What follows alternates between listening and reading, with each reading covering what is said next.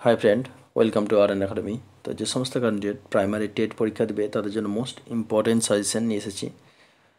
এইখান থেকে তোমাদের প্রশ্ন 100% কমন থাকবে, কারণ এর আগে প্রশ্ন তোমাদের এখান থেকে কমন ছিল। তো চলো কথা না বাড়িয়ে ক্লাসটা শুরু করি। যারা ভিডিও নিচে ডিসক্রিপশনে হোয়াটসঅ্যাপ গ্রুপ আছে, সেখানে তোমরা জয়েন হয়ে থাকতে পারো। সেখান থেকে তোমরা পিডিএফটা পেয়ে যাবে, প্লাস টেলিগ্রাম চ্যানেল আছে, সেখানে তোমরা জয়েন হয়ে থাকতে পারো। ঠিক আছে, তো চলো। প্রশ্ন কী আছে, লেকটিক জলের উদাহরণ হলো, তো সরি লেন্টিক লেন্টিক লেন্টিক জলের উদাহরণ কি? তাহলে এখানে অপশানগুলো আছে সমুদ্রের জল, নদী প্রভাবিত জল, পুকুরের জল। তাহলে সঠিক উত্তর কোনটা হবে? পুকুরের জল। ঠিক আছে, এরকম টাইপের প্রশ্ন কিন্তু তোমাদের কিন্তু প্রাইমারি টেটে কিন্তু পরীক্ষায় দেয়। ঠিক আছে, তারপর নেক্সট প্রশ্ন দেখো কী আছে। একটি এমবেডড স্লাজ পদ্ধতির সঙ্গে যুক্ত। তাহলে এই অ্যাক্টিভেটর স্লাজ পদ্ধতির সঙ্গে যুক্ত হচ্ছে বজ্র জল প্রক্রিয়াকরণ, না শব্দ দূষণ নিয়ন্ত্রণ, না কঠিন পদার্থ ব্যবস্থাপনা। তো সঠিক উত্তর কোনটা হবে? তো ভেরি ভেরি ইম্পর্টেন্ট প্রশ্ন। সঠিক উত্তর হবে অপশান এ। ঠিক আছে, বজ্র জলের প্রক্রিয়াকরণ, এগুলো কিন্তু মনে রাখবে। তারপরে দেখো, বায়ুমণ্ডলে নাইট্রোজেনের পরিমাণ কত? তাহলে বায়ুমণ্ডলে নাইট্রোজেনের পরিমাণ কত? তোমরা সবাই জানো 78% অথবা 78.08%। ঠিক আছে, তো এগুলো অক্সিজেনের পরিমাণ কত আছে? অক্সিজেনের পরিমাণ সাধারণত 20.96 আছে। ঠিক আছে, বা 21%। ঠিক আছে, দুটো অপশানের মধ্যে যে কোনো একটা অপশান থাকতে পারে। এগুলো কিন্তু একটু জেনে রাখবে, কোন গ্যাস কত পার্সেন্ট আছে। ভেরি ভেরি ইম্পর্টেন্ট প্রশ্ন। জিম করবেট জাতীয় উদ্যান অবস্থিত। জিম করবেট জাতীয় উদ্যান কোথায় অবস্থিত? Very very important. Uttarakhand, Bihar, Uttar Pradesh. তাহলে কোথায় অবস্থিত? উত্তরাখণ্ডে। তাহলে জিম করবেট জাতীয় উদ্যান কোথায় অবস্থিত? উত্তরাখণ্ডে কিন্তু অবস্থিত জিম করবেট জাতীয় উদ্যান। ঠিক আছে, চলো। তারপর নেক্সট প্রশ্ন কী আছে দেখো, ওজন দিবস উদযাপিত করা হয়। ওজন দিবস, যেমন পরিবেশ দিবস, ওজন দিবস, এগুলো খুব ইম্পর্টেন্ট প্রশ্ন তোমাদের প্রাইমারি ট্রেডের জন্য। তাহলে এই ওজন দিবস, ঠিক আছে, ওজন দিবস উদযাপিত করা হয় কত সালে? তাহলে এখানে 16ই সেপ্টেম্বর, মনে রাখবে। তাহলে ওজন দিবস উদযাপিত করা হয় কত তারিখে? 16ই সেপ্টেম্বর। তারপর নেক্সট প্রশ্ন কী আছে দেখো, ফ্লাই অ্যাশ এর উৎস হলো কি? ফ্লাই অ্যাশ এর উৎস কি? কৃষি জমি, তাপবিদ্যুৎ প্রকল্প, জলবিদ্যুৎ প্রকল্প। তাহলে ফ্লাই অ্যাশ এর উৎস কি? তাহলে অপশান বি হবে ফ্লাই অ্যাশ, যে তাপবিদ্যুৎ প্রকল্পে। তাহলে ফ্লাই অ্যাশ এর উৎস হলো কি? তাপবিদ্যুৎ প্রকল্প। খুব ইম্পর্টেন্ট প্রশ্ন কিন্তু এটা। তারপরে দেখো নেক্সট প্রশ্ন কী আছে,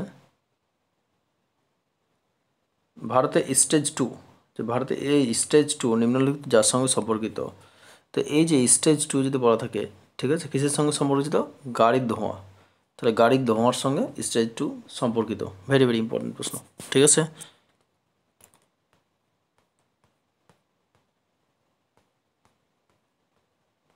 তারপর নেক্সট প্রশ্ন দেখো কী আছে, আয়নিত বিকিরণের মাত্রার একক কী? আয়নিত বিকিরণের মাত্রার একক কী? তাহলে র্যাড, RAD। ভেরি ভেরি ইম্পর্টেন্ট প্রশ্ন, RAD। তারপরে চলো নেক্সট দেখো,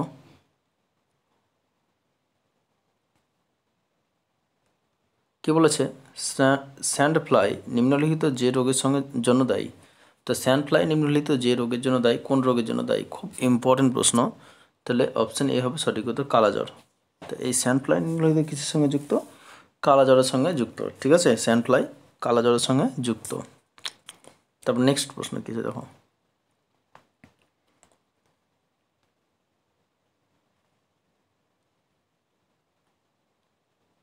দেখো একটি প্রজাতি কোন একটি নির্দিষ্ট স্থানকে সীমাবদ্ধ থাকলে তাকে কি বলা হয়?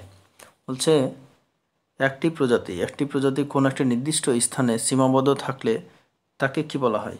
বলছে একটি প্রজাতি কোন একটি নির্দিষ্ট স্থানে সীমাবদ্ধ থাকলে তাকে কি বলা হয়? তাহলে এখানে অপশান আছে এক্সোটিক, এন্ডেমিক, পরিযায়ী। তাহলে সঠিক উত্তর হবে অপশান বি। ঠিক আছে, এন্ডেমিক। তাহলে একটি প্রজাতি কোনো একটি নির্দিষ্ট স্থানে সীমাবদ্ধ থাকলে তাকে কি বলা হয়? এন্ডেমিক বলা হয়, এন্ডেমিক বলা হয়। ভেরি ভেরি ইম্পর্টেন্ট প্রশ্ন কিন্তু, হ্যাঁ। তারপর নেক্সট প্রশ্ন চলো, 11 নম্বর, নিম্নলিখিত কোনটি নবীকরণযোগ্য শক্তি নয়? তাহলে নিম্নলিখিত কোনটি নবীনকরণযোগ্য শক্তি নয়? এখানে কি আছে বায়ু শক্তি, ফসিল জ্বালানি না সৌরশক্তি? তো নবীনকরণযোগ্য শক্তি যেটা আছে, যেটা পুনরুদ্ধার করা হয়, সেটা হচ্ছে যেমন এখানে বায়ু শক্তি, সৌরশক্তিগুলো হয়, কিন্তু এই যে জীবাশ্ম জ্বালানিটা কিন্তু হয় না। ঠিক আছে, এটা হচ্ছে নবীনকরণযোগ্য শক্তি নয়। তারপরে দেখো কি বলেছে, বিসিএফ হলো কি? তো বিসিএফ হলো কি, যেটা পুরো নাম হচ্ছে bio concentration factor. Concentration factor, ভালো করে দেখবে। এই ফুল ফর্মগুলো কিন্তু মনে রাখবে, পরীক্ষাতে কিন্তু তোমাদের পরীক্ষায় পড়তে পারে, এগুলো খুব কিন্তু ইম্পর্টেন্ট প্রশ্ন। তারপরে দেখো 13 নম্বর প্রশ্ন কি বলেছে, নিম্নলিখিত কোনটি পরিবেশ বান্ধব কৃষি পদ্ধতি? তাহলে পরিবেশ বান্ধব কৃষি পদ্ধতি কোনটি? এখানে বলেছে রাসায়নিক সার ব্যবহার, কীটনাশক প্রয়োগ না জৈব পদ্ধতি। পরিবেশ বান্ধব বা পরিবেশ বন্ধু কৃষি পদ্ধতি কোনটি? জৈব পদ্ধতি। জৈব সার পদ্ধতির উপর যে কৃষি কাজ করা হয় সেটা হচ্ছে পরিবেশ বান্ধব কৃষি পদ্ধতি। তাহলে অপশন সি হবে সঠিক উত্তর। ঠিক আছে, এগুলো কিন্তু হবে না, এই প্রশ্নগুলো কিন্তু এনিমেট করে করতে হবে। এটা দেখো কীটনাশক সার, রাসায়নিক সার এগুলোর মধ্যে একই লেভেলের, কিন্তু জৈব পদ্ধতিটা কিন্তু আলাদা। ঠিক আছে, এভাবে কিন্তু এলিমিনেট করে অ্যান্সারগুলো বের করতে হবে। তারপরে দেখো এই প্রশ্নটা কিন্তু তোমাদের ছিল, এবার খুব ইম্পর্টেন্ট প্রশ্ন। 14 নম্বর, মিনামাটা রোগ হলো কি? মিনামাটা রোগ কারণ হলো কি? তারপর মিথাইল মার্কারি। তাহলে সঠিক উত্তর হবে মিথাইল মার্কারি। মিনামাটা রোগের কারণ হচ্ছে মিথাইল মার্কারি, খুব ইম্পর্টেন্ট প্রশ্ন। তাহলে মিনামাটা রোগের কারণ হচ্ছে কি? Methyl mercury. তারপর নেক্সট প্রশ্ন দেখো কি আছে, যেমন এই প্রশ্নটা ছিল, দেখো 5ই জুন নিম্নলিখিত যে কারণে পালিত হয়। 5ই জুন তোমরা পরীক্ষাতে পড়তে পারো যে পরিবেশ দিবস কবে পালিত হয়। ঠিক আছে, প্রশ্ন এভাবে থাকে, কিন্তু এইভাবে উল্টো প্রশ্ন অ্যান্সার দিয়েও কিন্তু প্রশ্ন দেওয়া থাকে। তাহলে 5ই জুন নিম্নলিখিত যে কারণে পালিত হয় সেটা হলো পরিবেশ দিবস। ঠিক আছে, তো 5ই জুন নিম্নলিখিত যে কারণে পালিত হয় সেটা হচ্ছে পরিবেশ দিবস। ভেরি ভেরি ইম্পর্টেন্ট প্রশ্ন, অপশন এ হবে সঠিক উত্তর। তারপরে এই প্রশ্নটা কিন্তু ছিল তোমাদের এবার, তো তাও একটু দেখে রাখবে, প্রশ্ন রিপিট হতে পারে। যে ভার্মিক কম্পোস্টিং যার সাথে সম্পর্কযুক্ত। তো ভার্মিক কম্পোস্টিং যার সঙ্গে সম্পর্কিত সেটা হলো কি? কেঁচো চাষ। মানে এটা কি বলতো, একরকম চাষ করা হয় যেটা জৈব সার তৈরি করা হয়, যে গোবর টোবর রেখে তারপর কেঁচো ছেড়ে দেয়, তো সেখানে তোমার সেই গোবরটাকে সারে পরিণত করে, জৈব সার পরিণত করে, সেটা ভার্মিং কম্পোস্টিং। ঠিক আছে, কেঁচো মানে গোবরের ওপর হয়তো কি এখানে গোবর দিল এইখানে, তারপরে এখানে সময় তোমার কেঁচোগুলো ছেড়ে কেঁচো চাষ করে। ঠিক আছে, সেই গোবর খায়, সেটাও মলত্যাগ করে, সেটা তোমার সারে রূপান্তরিত হয়।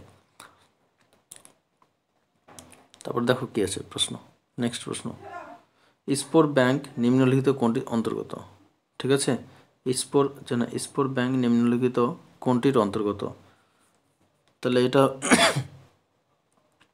অপশান সিটি সংরক্ষণ, সিটু সংরক্ষণ। তাহলে স্পোর ব্যাংক নিম্নলিখিত কোনটির সঙ্গে সম্পর্কিত? সিটি সংরক্ষণের সঙ্গে সম্পর্কিত। Very very important, option A. তারপরে চলো 18 নম্বর প্রশ্ন কি আছে দেখো,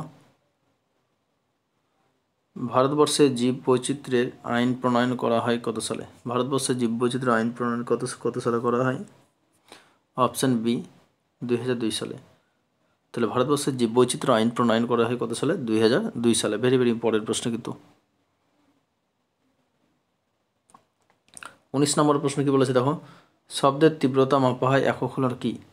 তোমরা সবাই জানো শব্দের তীব্রতা মাপা হয় কিসের সাহায্যে? ডেসিবেলের সাহায্যে। ঠিক আছে, ডেসিবেল। মিটারে তোমার দৈর্ঘ্য মাপা হয়, যেমন এটা মিটারের দৈর্ঘ্যের একক। ডবসন হচ্ছে ওজন স্তর, যে ওজনের স্তর মাপার একক। ঠিক আছে, ডবসন মনে রাখবে। তারপর নেক্সটে দেখো, পশ্চিমবঙ্গে আড়াবাড়ি মডেলে বিখ্যাত হলো যে জন্য।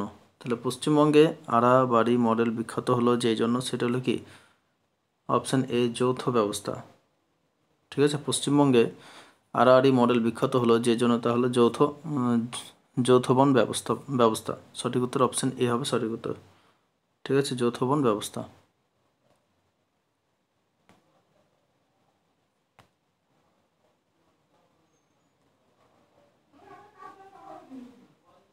বাস্তুতন্ত্রের প্রেক্ষিতে হটস্পট শব্দটি সর্বপ্রথম ব্যবহার করেন। তাহলে বাস্তুতন্ত্রের প্রেক্ষিতে হটস্পট শব্দটি সর্বপ্রথম ব্যবহার করেন কে? এই যে বাস্তুতন্ত্রের প্রেক্ষিতে হটস্পট, ঠিক আছে, হটস্পট শব্দটি ব্যবহার করেছেন কে? তো এখানে অপশান এ নরম্যান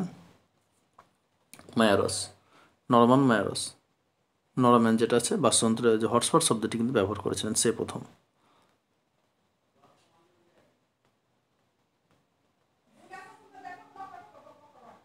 তারপরে দেখো 22 নম্বর প্রশ্ন কি আছে, ভারতবর্ষে ব্যাঘ্র প্রকল্প চালু হয় কত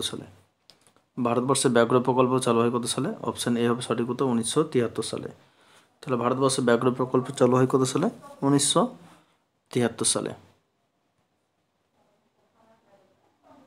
তারপর নেক্সট প্রশ্ন কি আছে, নিম্নলিখিত কোন বইটি রাচেল কার্সন দ্বারা লিখিত হয়? রাচেল কার্সন দ্বারা লিখিত হয়। রাচেল কার্সন লিখিত হয় কি? Option A the silent spring. তো রাচেল কার্সন যেটা, এই যেখানে রাচেল কার্সন দ্বারা লেখা হয়, পরীক্ষাতে এরকম দিতে পারে, দি সাইলেন্ট স্প্রিং বইটি কার লেখা? তো রাচেল কার্সন। ঠিক আছে, এটা মনে রাখবে। তারপরে দেখো কেরালা স্বাস্থ্য সাহিত্য পরিষদ। তো কেরালা স্বাস্থ্য সাহিত্য পরিষদ এই সঙ্গে সম্পর্কিত বা KSSP। তাহলে হচ্ছে এটা কিসের সঙ্গে সম্পর্কিত? এখানে যে সাইলেন্ট ভ্যালি আন্দোলন, এই যে সাইলেন্ট ভ্যালি আন্দোলনের সঙ্গে যুক্ত কিন্তু কেরালার। পরীক্ষাতে পড়তে সাইলেন্ট ভ্যালি আন্দোলন কোথায় অবস্থিত? ঠিক আছে, কোথায় হয়েছিল? বা এটা প্রশ্ন পড়তে পারে এভাবে যে কেরালায়, কিন্তু হ্যাঁ এই প্রশ্ন অ্যান্সার এই অ্যান্সার দিয়ে কিন্তু প্রশ্ন দিতে পারে। তারপরে দেখো নেক্সট লাস্ট প্রশ্ন আজকে 25 নম্বর, ইকোটন হলো কি? ইকোটন কি? ইকোটন হচ্ছে দুটি বাস্তুতন্ত্রের মধ্যবর্তী অংশ। ইকোটন বলা হয় দুটি বাস্তুতন্ত্রের মধ্যবর্তী অংশকে কি বলা হয়? ইকোটন বলা হয়। ভেরি ভেরি ইম্পর্টেন্ট প্রশ্ন কিন্তু। ঠিক আছে, তো আজকের প্রশ্ন এগুলোই। যদি ভালো লাগে অবশ্যই বন্ধুদের মধ্যে একটু শেয়ার করে দিবে। ধন্যবাদ।